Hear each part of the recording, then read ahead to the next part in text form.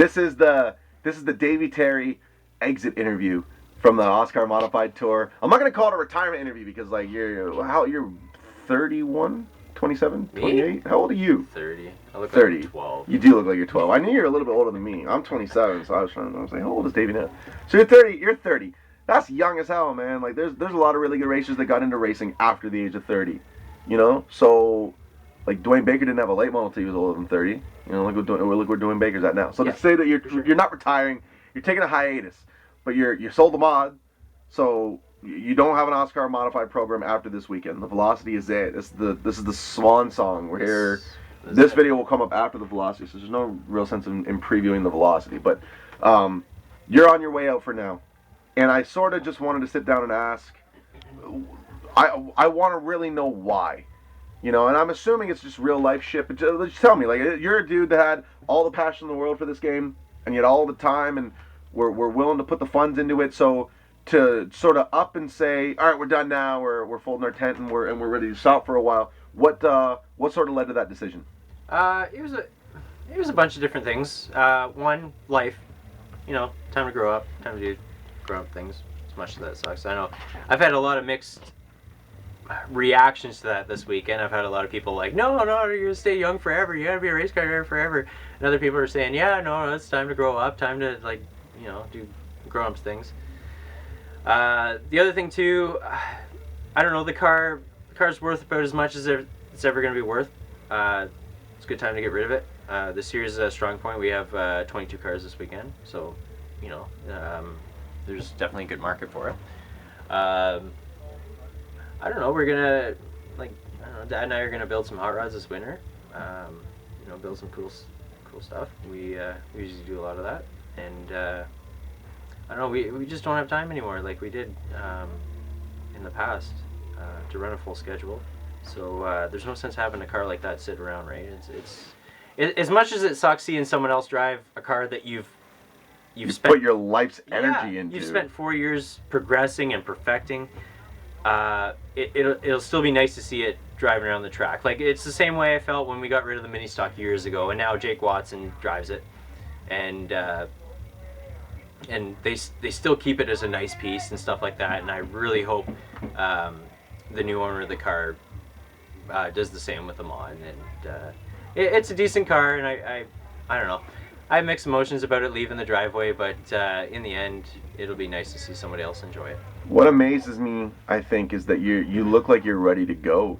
Like, you look like a guy that's ready. You seem like you're fine with your decision. And I had the same thing with Jason Whitty. Jason Whitty knew in July that this was his last year. So he had like a Derek Jeter tour where he had like 2 months of racing where it's like, you know, 6 races to go, 5 races to go, 4 races to go. And he was fine with it. At no moment did Jason Whitty look like he was going to break down crying and try to reverse his decision and say that he didn't want to go and he wasn't ready. So, and I get the same calmness when I'm talking to you. Like, you're fine with this. Like, you're not going to try to run crawling and crying and screaming back to the trailer, you know, when the new owner's taken it out of the driveway. Like, you seem like you're ready to go. So is this a decision that you've thought a lot about? I mean, did you know last year that this would be your final season with the tour? Yes.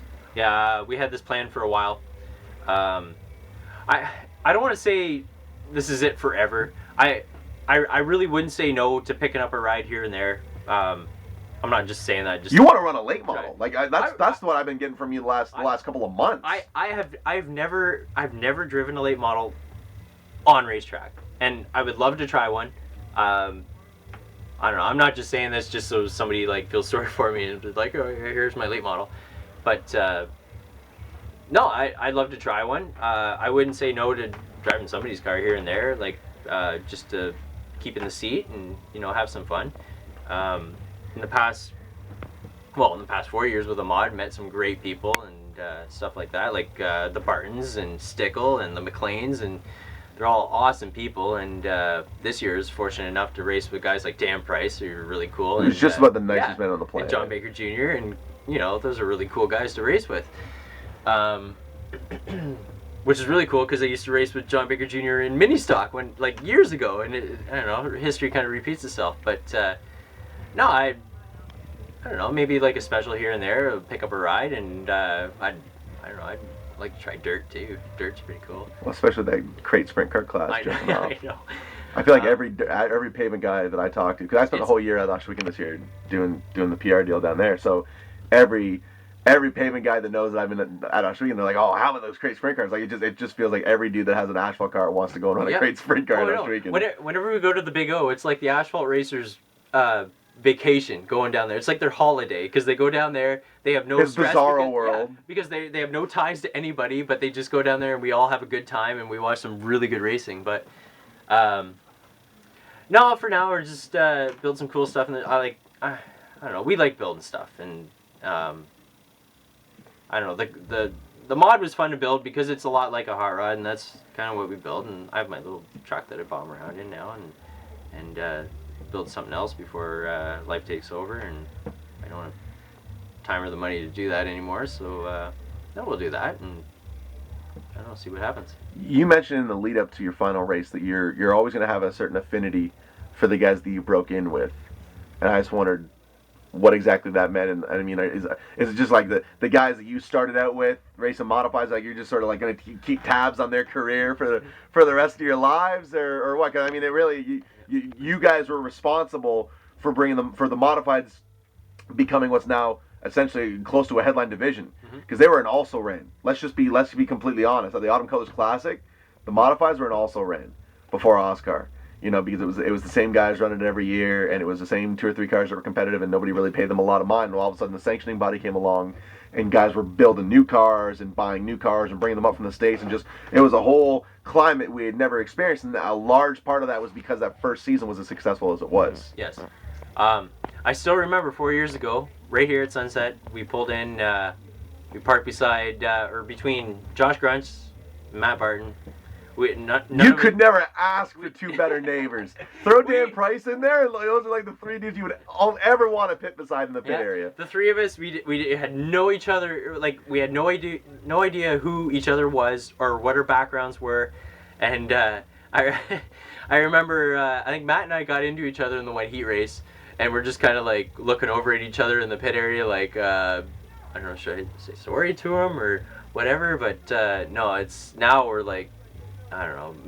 Matt's an awesome guy, and we go over and have beers at his place every now and then whenever I can, and we go on trips together and stuff like that. And I don't know. That's the biggest thing that I'm gonna take from the 4 years in this series is the people that I've met and the relationships I've built up with some of these guys. And stuff like that will last forever, no matter how long you're out of the seat. But you know. I don't know. Maybe Matt will let me drive his car. I feel like Matt's always gonna have a car in the garage. Matt's gonna watch this, and he's gonna be like, I should let him drive this car. He might have a phone book and a couple pillows that he can put in a seat. You're gonna need a lot more than a couple pillows. I have a small seat. He's got a big ass. Matt Barton's got a big ass. He's like me. Yeah. Because like Matt'll do like a. Matt's got a black guy ass. Like he's got a lot of junk in the trunk. Yeah, he does.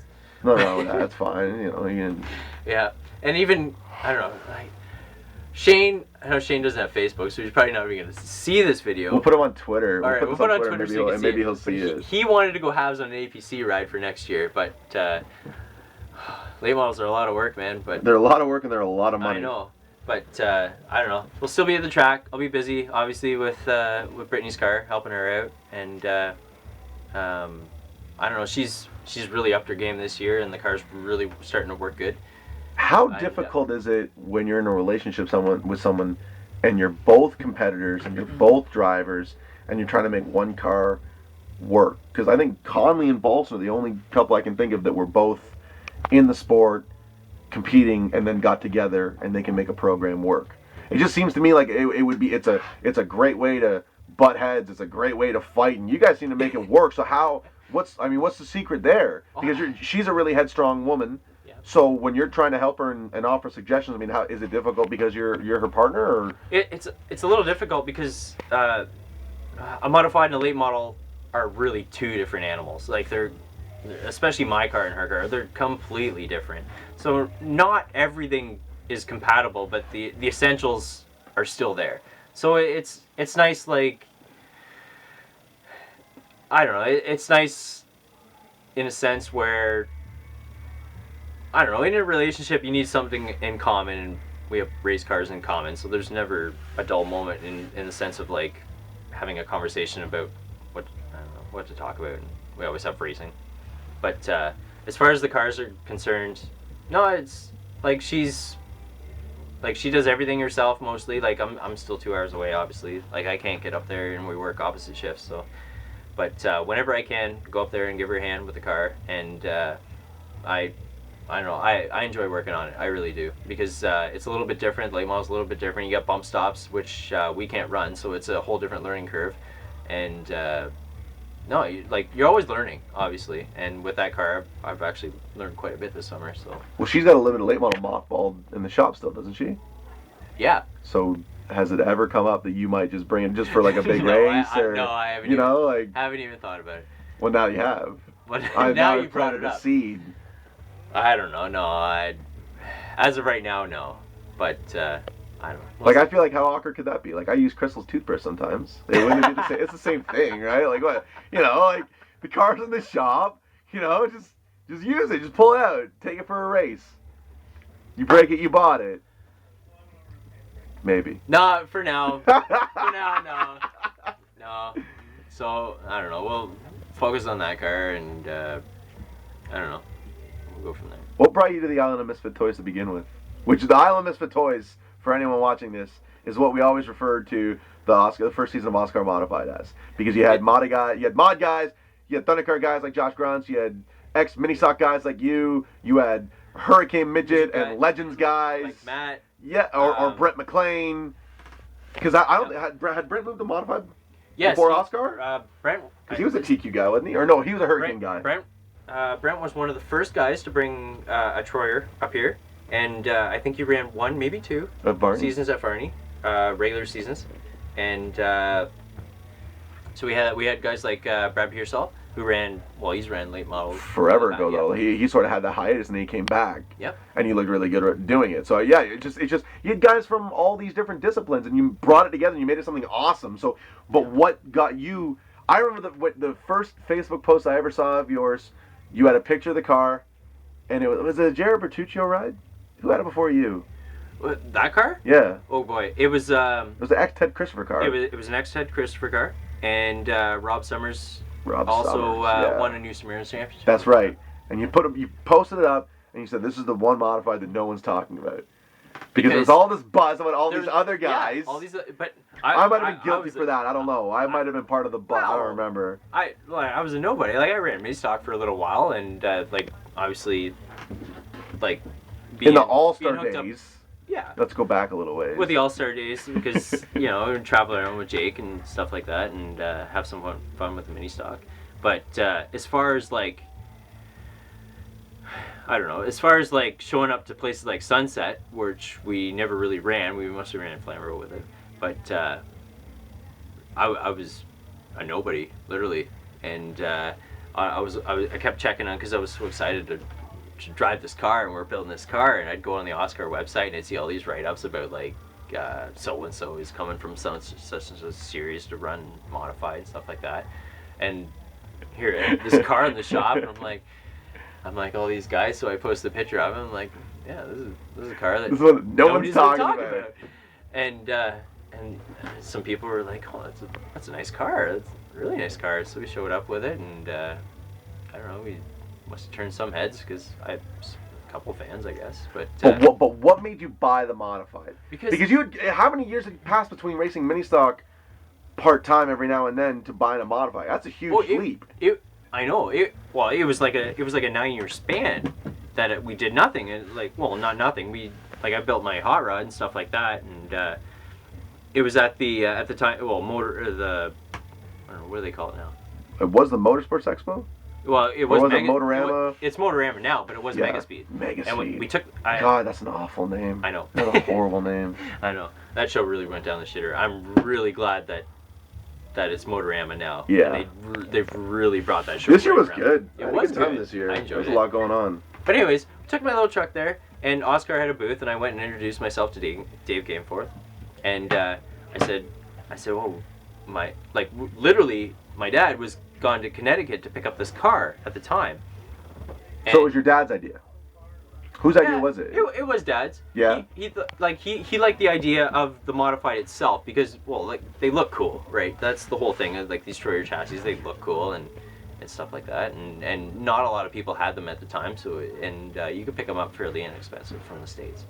So he was going to get. So I introduced myself to Dave Gayforth, and I said, my dad's going to get this car, and we're going to come out and race.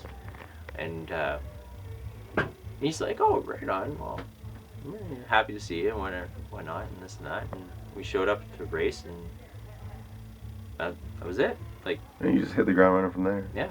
And then it's funny how it all comes back around, because this year, well, it was last year, and we took the truck back to the car show and won again with it. And yeah. I feel like now the tour is like in this transition year, you know, where you got a lot of old faces that are moving out or not doing it nearly as much. You know, like a Harley, like Shane Stickle won an event here and then just didn't come back.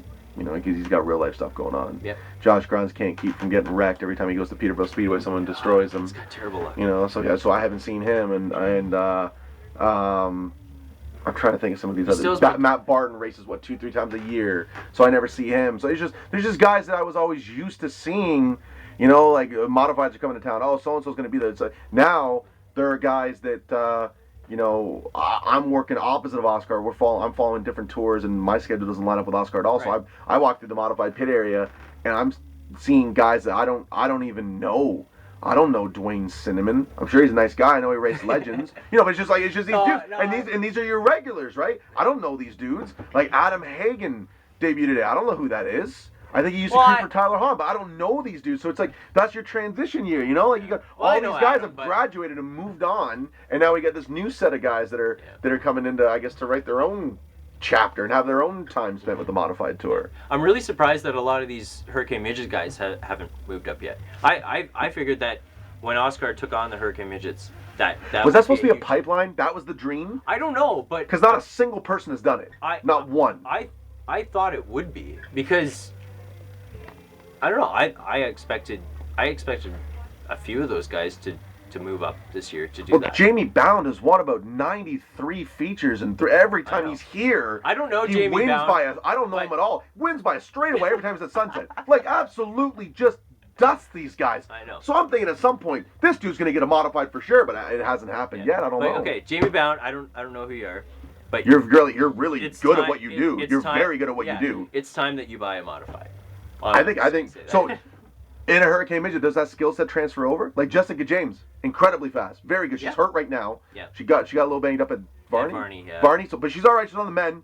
So, like, would she translate into modified? Like, would these Hurricane Midget veterans be good in a mod? Yeah, absolutely. Like I don't know. Like, if you can wheel a race car, you can wheel a race car. It doesn't matter what that race car is. Like, some people have trouble doing transitions, but in time, if you have the talent, you have the ability, you could do it. And like, I don't know, I don't follow the Hurricane Midgets that close, but I know there's a couple of guys that would very easily move up into the modifieds and Robin McLean, that's a good one. Absolutely, Robin McLean would be awesome in a modified. Robin would be amazing in a modified, but yeah, I honestly expected some of them this year to move up, and I don't think any of them have they? Nope. No. Not yet. But anyway. Is this the first year of the OSCAAR Hurricane Midgets, or was last year the first year? I don't know. I don't pay attention. I don't know. They all sound like snowmobiles. I feel I'm so separate from OSCAAR. You know what I mean? Like I've seen one OSCAAR event all year. You know, I saw the season opener and that was it. So I'm really removed from everything that's going on. That's why I like racing here at Sunset, because it's like a reunion. You come here and it's like, it feels like especially here at Velocity. When you come here for the Velocity, the whole racing world touches down here. This is the greatest race of the year. Like, this is like Autumn Colors is good, but this is better. I feel like the atmosphere is better. The atmosphere is better. But yeah, absolutely. And JP would kill me for saying that, but that's how I feel. Sorry, JP. That's how I feel. Maybe it's because I'm super biased towards Sunset. I don't like wearing a snowsuit over top of my It's too cold. Yeah, and Sunset's had horseshoes for this event 4 years in a row. It's remarkable how good the weather has been here. Yeah. But I mean, so this is life now? Like, you bring your camper you're still going to be at all the big races? You just bring your camper and not have to work on a race car? or not have to work on your race car because I guess you'll still be working for Brit. Yeah. Well, yeah, pretty much. This is how it's going to be for a little while, anyways. You're a spotter now. Yeah. Well, did you enjoy that? Have you enjoyed that? I was a spotter before the modified, so. For Jason Shaw. Yeah. Yeah, I've spotted for a few different guys. I don't mind spotting. I actually kind of enjoy it, but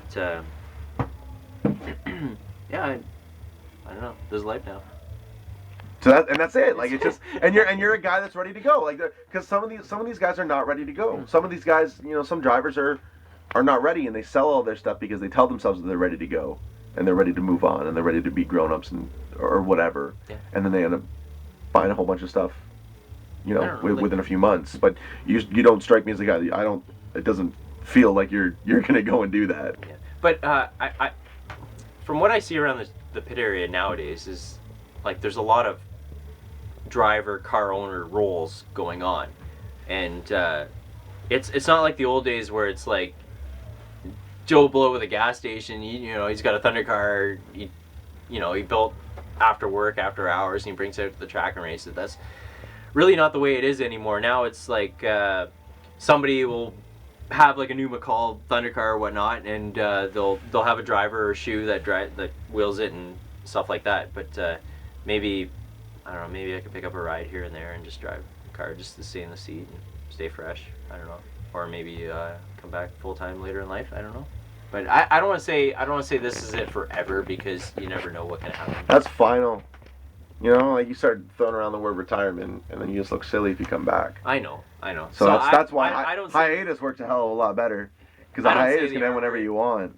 Yeah, but I don't know. But on the other hand, I still there's still the Rick Woolner Memorial, and I would love to pick up a ride just to do that next year, just to do that, just because we're pretty close with the Woolner family and with the race itself, and we've always been a part of it as long as we've had the modified, and I'd love to keep racing that race, but I don't know. I just don't want to hop in somebody's mod just to hop in a car. Like I don't know.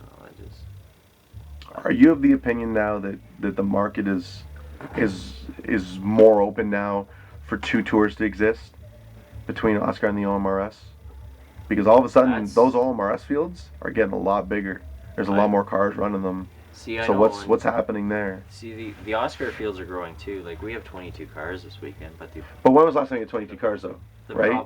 I think it's 22 cars indicative of the tour, or is indicative of this event? It's definitely this event because on average, I think this season we've got 16, 17 cars. But I feel like that if you go and look at the OMRS tour, I think their numbers are just as strong. I don't think one tour is stronger than the other, to be honest with you. I think they're and years ago it felt like OSCAAR had a lot more cars, but now OMRS has been building, and there's more guys that do both tours now, and there's a lot of guys that have bought mods in the last couple of years to run OMRS. So all of a sudden, it's not like an A tour and a B tour. Now all of a sudden you got two tours that are just as strong. I mean, this changes things considerably. Yeah. The OMRS tour, from what I've seen, they have more committed drivers, where like a full season drive, like they have a full field of committed full season that will only entries. Run OMRS. Right. Whereas OSCAAR, when we go to these different tracks, we pick up and lose the locals. Like when we go to Delaware. It's like the World of Outlaws. Yeah, absolutely. You got your touring regulars, and then you get your West Coast guys and your Pennsylvania guys. So you got your Sunset guys. You got your Flamborough and Varney guys, right? So that's okay. I get you. Like when we go to Delaware, we might lose a couple of the guys that are out Peterborough way because it's a long drive for them, especially if it's a Friday night race. But we'll pick up guys like DeMello and guys like Jimmy Cox if he brings his car out. And I guess the last race Cole Powell ran too. Or if we go out to Peterborough way, we won't get those guys, but we'll pick up guys like like the Horners and stuff like that. That now they run a full season, but. I feel like he has really quietly become like a breakout star. He's doing Corey awesome. Horner, he's doing phenomenal. Corey can wheel.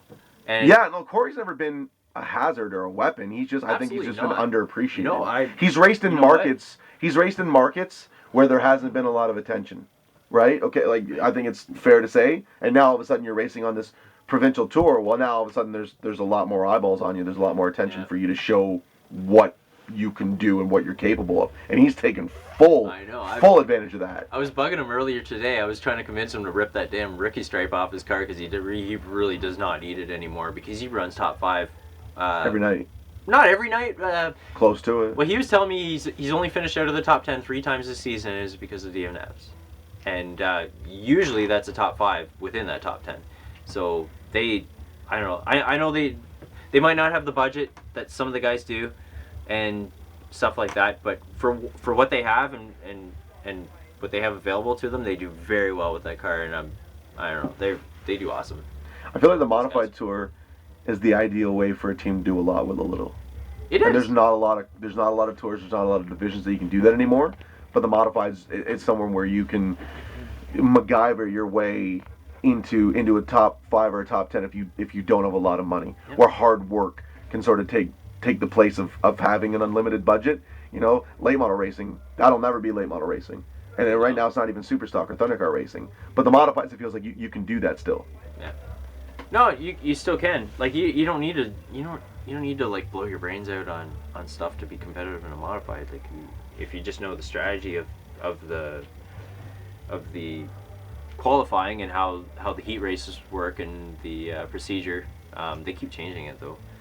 I don't know, now it's like there's passing points and stuff like that. Last year it was really easy to manipulate it and get in the invert and start on the pole and stuff like that. And Max Biora was actually the best at that. He knew exactly how many cars he had to pass to get on the pole. And this year they jumbled it up a little bit. It's still passing points, but they really mix up the heat races from one to the other, and it's tough to judge how many cars you have to pass to get in the invert and stuff like that. But I don't know. What was the question? I doing a lot with a little. Oh yeah, doing a lot with a little, and so anyways, yeah, you don't need to blow your brains out on fancy parts and stuff like that. You can just. And MDB race cars is an excellent example of two guys that are doing a lot with a little. Matt and Dale Barton don't have a lot of money, or they don't put a lot of money into their racing program, but they machine a lot of their own stuff. They MacGyver their own shit, and it's pretty incredible what they're able to do. And I'm sure there are more guys on the tour that do that I just don't know of. No. And as a machinist, like, I appreciate all the stuff they do, and they have a single car garage with a chassis plate in the single car garage, and they do what they can, and they make a race car go fast for, you know, a fraction of the cost of what a lot of the guys are running. Absolutely. And no, I think that's the coolest thing in the world to be able to do that. And they used to, until this year, they used to do it with an open trailer, which is even cooler. But and then they bought an enclosed trailer and it immediately got stolen. Remember? Yeah. And then they found it. Just, you know, we haul an open trailer all these years and nothing goes wrong, and we buy this stupid enclosed trailer, and within like 2 weeks someone steals it. Not good. Not a good deal. They probably thought that it was full of food that Kathy made, because Kathy makes some really good food. She does. And that's why Matt Barton has a big ass. That's why he has a big ass. Yeah, Matt. That's why the trailer got stolen. Is because they thought that some of your mom's food was in it. It's also why you have a big ass. Yeah. That is why I can't fit in your seat. I've had a lot of meals at their house, so yeah. I can testify to how good Kathy Barton is. You never leave hungry. Is Darren Rigglesworth ever going to come back racing? No. He's still your boss? Yes. He's not interested at all? He's got a motorcycle. He likes his motorcycle. That's that. 2 motorcycles. No. When you first broke into the Modified Tour, you were a Jeff Hanley guy. Sort of. Kind of. Yeah. Then you sort of got away from that and started, you had the confidence to try your own stuff, and found out that you had a bit of a knack for that. Yeah. What gave you the confidence to try your own shit when you had Jeff Hanley giving you some amazing, phenomenal setups? Because Jeff Hanley gave you some great cars. You had some great finishes with Jeff's stuff. So when you had that nest, that cocoon, that safety net, what made you want to sort of think outside the box? Basically, because we knew we could.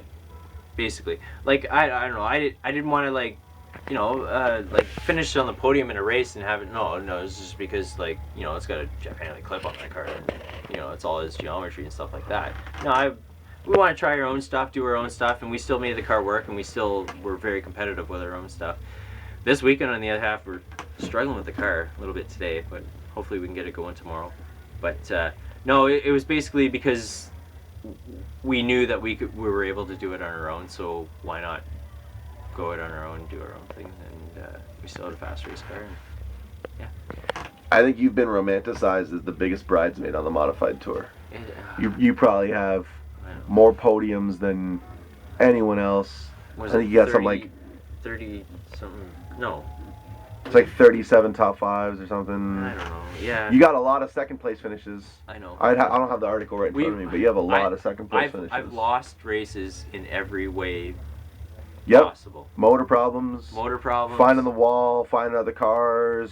Lap cars. Just late race restarts. Yep. And are you all right with that? If you're okay, so this will go online after your last race, so everyone watching it will know how your career ends. Yeah. They'll know how this movie ends. But are you all right if you don't win tomorrow? Are you all right going down in history as being the biggest bridesmaid, or does that irk you at all? Does that bother you that you're this dude that got so close so many times and for a myriad of reasons, for a myriad of different reasons, could never seal the deal and sort of punch through for that moment? You know, it does bother me a little bit because I don't have that trophy to be able to put in my case. But I don't know. I know, like, I don't want to sound cocky at all, but I know I have a few fans in the bleachers, and fans like underdogs, and I just think it's cool that if I'm racing for a win, that the fans would rather see me like nothing against. You're like the Sandlot Nothing gang. against Gary. Okay, nothing against Gary, but Gary wins all the time. It's really hard, and I don't do any of OSCAAR's marketing. Like, I don't do any of their PR, but I can relate to whoever does. I don't even know who does it. I have no idea who markets OSCAAR stuff. I don't have anything to do with the tour, but it's hard to market a dude that wins 48% of the races he enters. That's difficult to do. It's like the Jimmy Johnson. It's hard to do. It's hard to do. So you're onto something when you say that people like underdogs. But I don't know. I think it's kind of cool that the fact, like, after a race, like people come up, people that I don't even know, and they're like, oh, you almost had it. Like, I was pulling for you. We were standing up. We were cheering, and like I think that's really cool. And there's nothing more that I would love is to get a win tomorrow, just so I can get out of the car and thank the fans. Because but if you win tomorrow, aren't you worried that's gonna sort of draw you right back in? It probably will. It would, but man. I don't know. We'll cross that bridge when we get to it. I mean, there've been moments where you've lost races and ended up on second or third, and you get to the podium, and where other guys would be so mad or so frustrated, and it doesn't seem to phase you at all. So either you got a really good poker face, or you really are just enjoying all this shit for the experience. So what is it? Are you just a really good actor? Does it really just burn? Like, I'm referencing. I got a lot of love for Terry Baker. So I'm not trying to put Terry Baker on blast here, but that race you have Terry Baker at the Don Biederman Memorial, 2013. It was last year. Was it last year? Yeah, it was last year, 2014. Okay, 2014. That's one of my favorite. I still watch. Probably the best run that 14 car has ever had at Sunset. Yep, I still watch that video on YouTube every now and then, and I still pick out all the little things that I. And Terry was just able to close that door and hold you off. I'm like, shit, I could have done this a little different. I could have done this. I could have jumped the restart. I could have, but. But you still got out of the car and you weren't mad. And you weren't frustrated. No. Well, like, the race is over. You can't be mad. Like, you just gotta buckle down and accept it. Like, you can't go back in time and change things. So you might as well just accept what happened.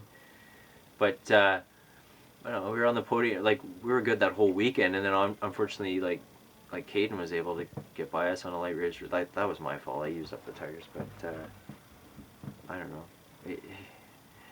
That opens up a whole different can of beans, because then there was some, like, tech snafus,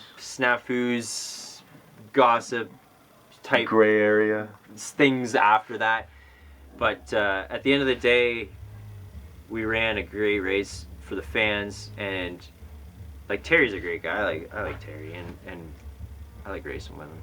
And no, I still watch that YouTube video every now and then at night, and I wish I got that one. But so now that the Modified's sold, but you're not willing to call this a retirement if you ever do come back, knowing obviously if you buy another Modified, it's never going to be the Modified that you and your dad built. It's not going to be the one that you and your dad spent 4 years agonizing over and perfecting and beating the shit out of each other mentally and trying to find a way to make the car as good as it could possibly be. It's not going to be that. So is the chapter of modified racing closed and you're going to move on to something else if that date comes? If you ever do end up as an active participant, it'll be in something different because the modified part of your life is over?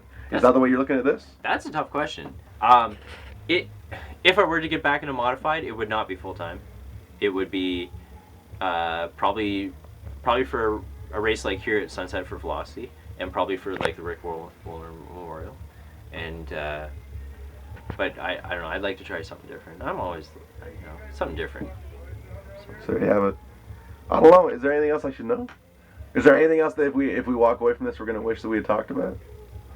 Anything else? As soon as you shut that camera off, I'm gonna think. Probably, yeah, without question. We can still do interviews with you being just some washed-up has-been. You don't need to be an active duty, because the video thing is still brand new. Like, we've only been doing this for like 5 years, so there's not a whole lot of guys that have retired in the last 5 years that I used to interview and now I can't. So now you're like. You like Jason Whitty and you guys are the first ones. Like, you used to be interviewed, and now it's like, do we still talk to you even though you don't have anything new going on? I'll give you the time of day. I don't want to compare myself to guys like Jason Whitty because Jason's was a little more accomplished than I was, right? Than I was, but I don't know. I'm still gonna walk away with this with a smile on my face. I'm still gonna come, see guys that I know that we helped revive a class. Together. It was on its last legs. Yes, it was on life support. Guys like the McLeans, guys like Matt, guys like Brad Pearsall. I don't know. It's so long ago. I can't remember who all was in that group, but I don't know. It's been a good time. It's been a really good time. You guys have put a lot of kilometers, a lot of miles on your truck. You had a good career. No matter what happens, whether you win tomorrow or not. And we're in that rare era where the people watching it know how this ends. Yeah. Should I do a victory lap no matter where I finish? No matter would that what. Be cheesy? I think no matter what you do, you should take a flag other than the checker flag. How about a burnout? Dude, take the blue passing flag.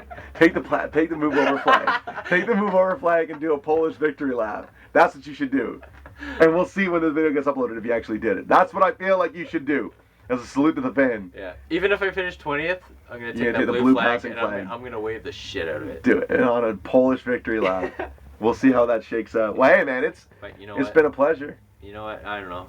There's some people I have to thank, though. Like, I have to thank my parents, obviously, because they've stuck with me. And, guys like my cousin Chris, my brother, Dwayne, guys that have helped us out through the last 4 years. They do awesome job. Al Haynes, he's been helping us out this year. I gotta thank a lot of my sponsors too, especially Wasteco. They've stuck by us through everything, and they made this whole deal possible right from the get-go. And they give an opportunity to some young kid that no one you'd ever heard of to come and run a modified. Turn me into some washed up 12-year-old looking dude that can't go to a bar without getting ID'd. That's right. No, I went to the LCBO last night. Buys razors 3 times a year. Yeah.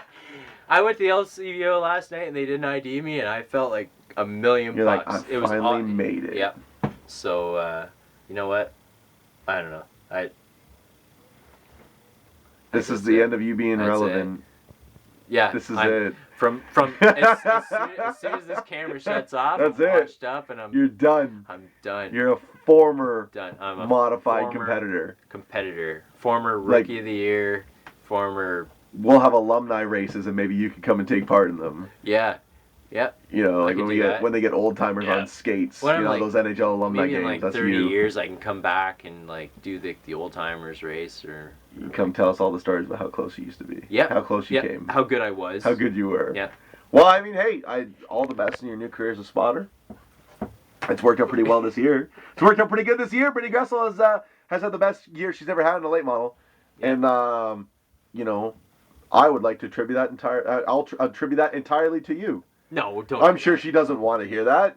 No. It's because of her new spotter. I don't know. I don't know anything about racing. No, she puts in a lot of work in that car, and she does a lot of it herself. And as much as I'd love to take all the credit, just do it right now. No. As much as I'd love to drive up there and work on the car, she deserves all the credit for that car. And you know, I just like to help her out and be there. But you know what? I'm still gonna be here at Sunset. I'm still gonna be here. You get to come here more now. If you don't have the modified. That's true. I'm right? gonna be here So, more. So which you'll enjoy. Yep. I'll not end this. So we'll talk to you later. What's the proper way to end this? I've never done a retirement video before, so I don't know. Like I said, like I've only been doing videos for like 5 years, so I haven't really had any of my friends retire because they're all like sort of in the same age bracket as me. I don't know. We'll talk to you later. This isn't it. You'll do some other weird shit. This isn't goodbye. It's see you later. That's exactly what Let's it is. go That's with so that. corny, but it is. Like it's just we'll do it. We'll check in with you next year and see how retirement is treating you. For sure. Yeah. All right, man. Well, hey, I'll say good luck tomorrow, even though this interview is going to come out like a week after. Yep. So hopefully you can get that win to close out your career. Yep. And if not, you'll still get to do the Polish victory lap with the blue, So, with the passing By flag. the time this video comes out, I still won't shave, and I'll still have this much scruff. Just Buy his for razors everyone at home that 3 times a really year. wants to know. His razor budget, absurdly low. Yeah. Oh yeah. Crazy. No.